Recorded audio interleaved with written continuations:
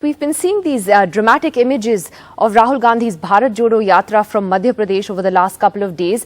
And what's really stood out in these images have been of those of him praying at various temples. Now, it's not the first time that we're seeing Rahul Gandhi performing puja. We've seen that many times now over the last few years.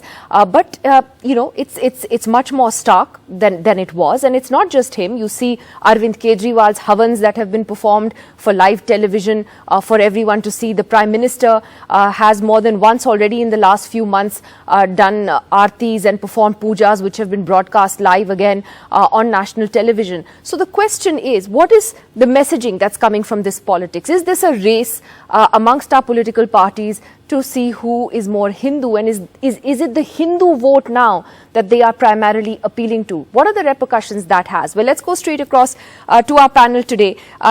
We have Rohan Gupta from the Congress Party, Ranbir Singh Patania from the BJP, Dr. Piyush Joshi, who's a supporter of the Aam Aadmi Party. May I say on record here that the AAP refused to take part in this debate because they don't like to talk about the fact that they try to appeal to the Hindu vote. And Manisha Priyam is with us, a political analyst and researcher, and Shivam Vij, columnist, journalist. Happy to have you back on the show, Shivam. Shivam is back with us after a really long time. Manisha Priyam, let me ask you first, before I get the politicians into this. How do you see this trend? It's now very, very open, and what is the message you're getting from it? Well, it's always been open. When it was the time only of some photographs coming in an illustrated weekly of India week after week, you would still see an Indira Gandhi going to Devraha Baba. Now, India did not know who Devraha Baba was, but there was a local buzz and myth around it. There were people around her who were supposed to be fortune tellers. We know the story of Ellen Mishra and Jagannath Mishra, how they entered the kitchen cabinet of Mrs. Gandhi, and the story of that, is a story of before emergency. Now, as far as the other political parties are concerned, I have seen recently Mrs.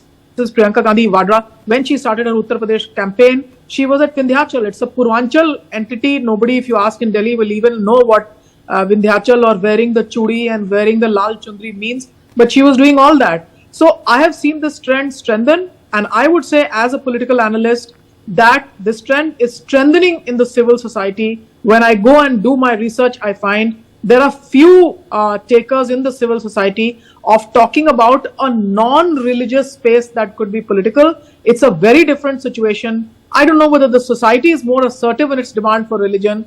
In university campuses, for example, in all of Eastern India, the Saraswati Puja, more than the convocation, is the big order of the day. And going to mathas and mathadhishas in private engineering colleges, or going to a visa Balaji to pray for a secular activity called American visa. So here is a society that is deeply religious, deeply instrumental about religion. If politicians are doing it, they are playing to the gallery. Yeah, I'm glad you talked about that, because I just want to bring up this graphic. This was a Pew survey that was done in 2020 on 30,000 Indians. This was in 2019-20. That showed that 2/3 of Hindus say that it's important to be Hindu in order to be a true Indian. That 2/3 of Hindus were against interreligious marriages, that 80% of Muslims also opposed marriages outside their religions, and 97% of Indians felt that religion is important. So, Shivam Vij, you want to come in on this? What are, however, the implications when mainstream political parties are very visibly appearing to appeal only to a particular religion's votes, and perhaps shying away from, therefore, like the AAP does, taking up issues that concern minorities?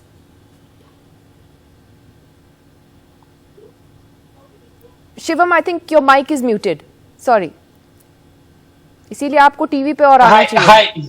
Hi, Nidhi. Thank you for having me. I think my view is that it's complicated. There are many factors at play, but when you say one particular religion, this is the majority religion, this is the 80% religion. This is also the religion of these politicians themselves. Arvind Kejriwal is a Hindu. Rahul Gandhi is a Hindu. Narendra Modi is a Hindu. So what is so wrong if a Hindu is going to a temple? I never understood what is the objection here. I would like to draw a line of difference between going to a temple and saying something against any other religion. So if you are going to a temple and not speaking against Muslims, you are not Hindutva. You are Hindu, right? And I think that's totally fine. Religion, I think, is also part of people's culture, people's daily life, just like Bollywood and cricket, and those things also reflect in politics, right? Similarly, religion has to reflect in politics as part of people's lives. I don't see the objection here. But politically speaking, I think all three parties have their own different reasons to do this. I think for the Congress and for the Aam Aadmi Party, it's a way of showing that we are not anti-Hindu.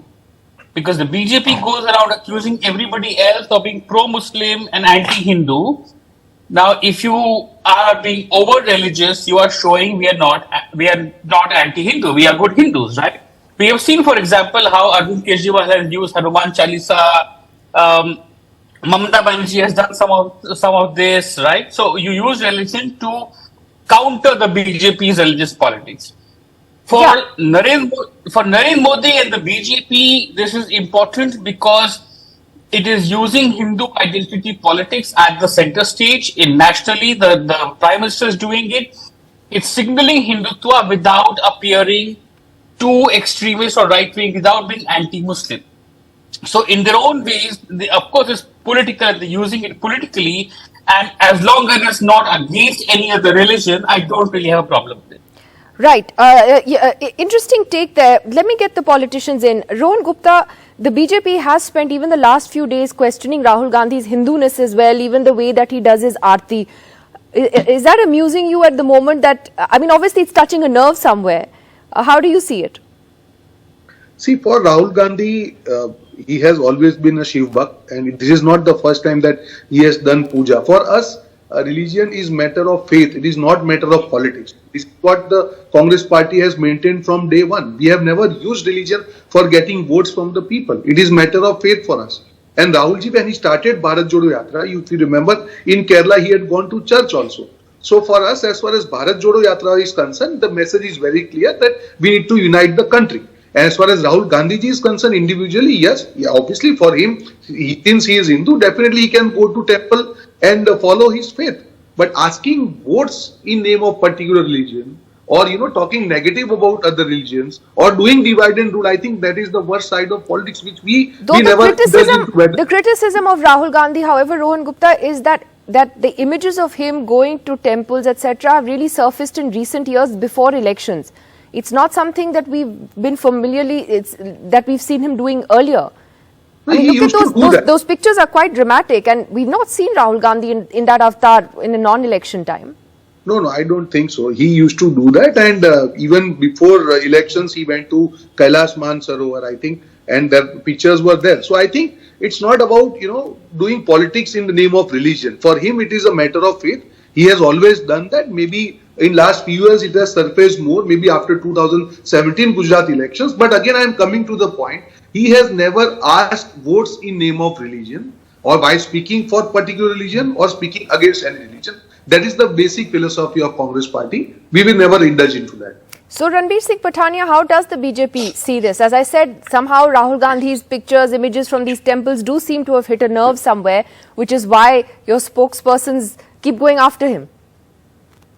Maybe if I am asked to put a very, very decent one-liner, a Chunavi Hindu is now reincarnated. He is back in action now.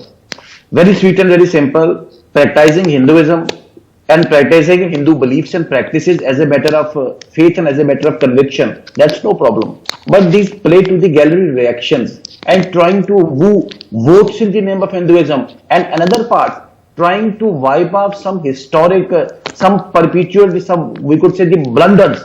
Let the Congress respond that why the Right to Education of Act, it is skewed particularly against the majority community. How the Places of Worship Act is misplaced. How the Waqf Act, which is highly biased against the Hindu community. So Congress needs to come out of it. The entire nation asks a deep question from each and every political worker of Congress.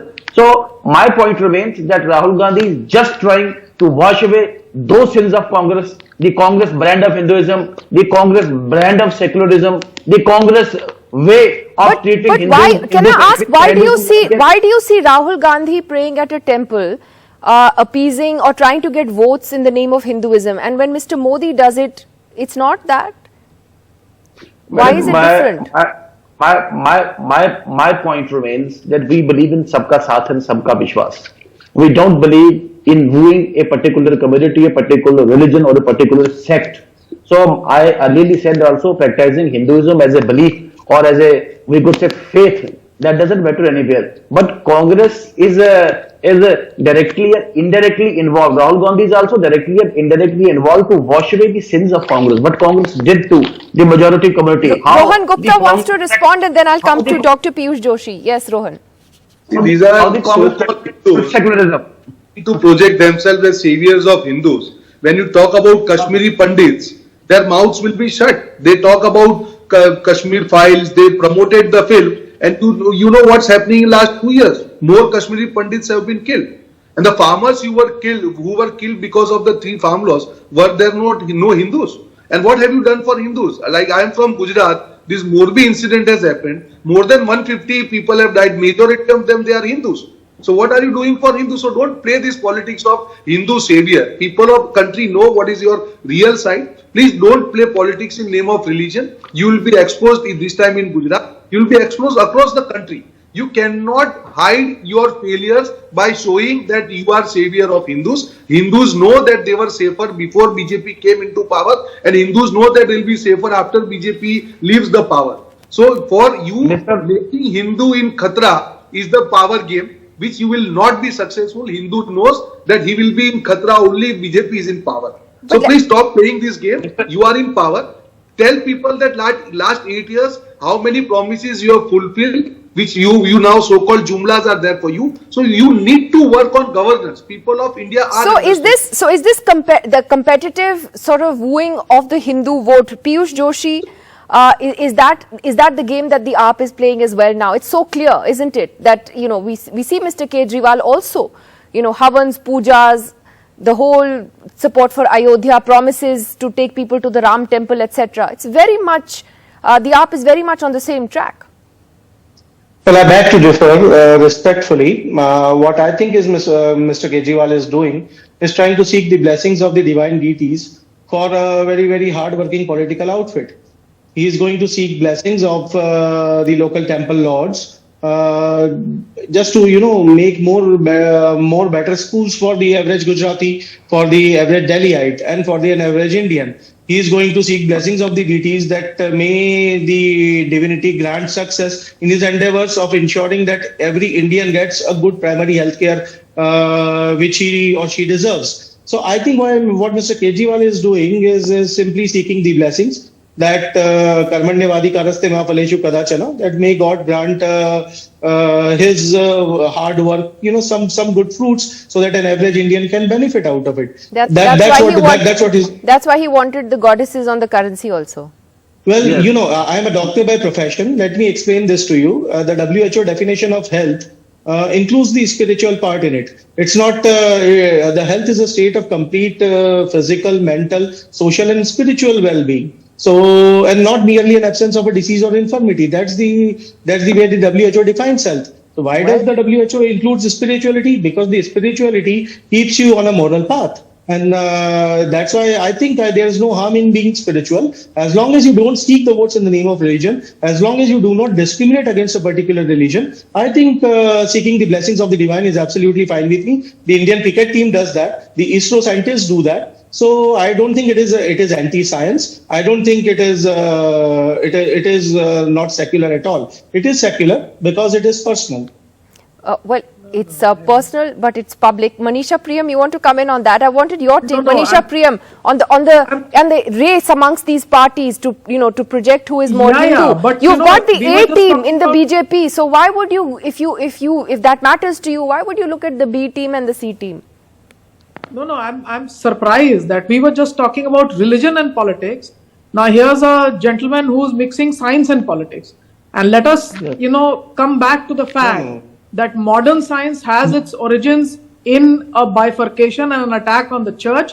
Galileo would die 400 times a death So let's not go back on whatever hypocritic oath you take as a doctor or a scientist or whatever, that somebody worships somebody when they project rockets, when they are in ISRO, doesn't mean that the projectile law against gravity has anything to do with religion. Let us put that aside. Religion may be a matter of our private faith. It is.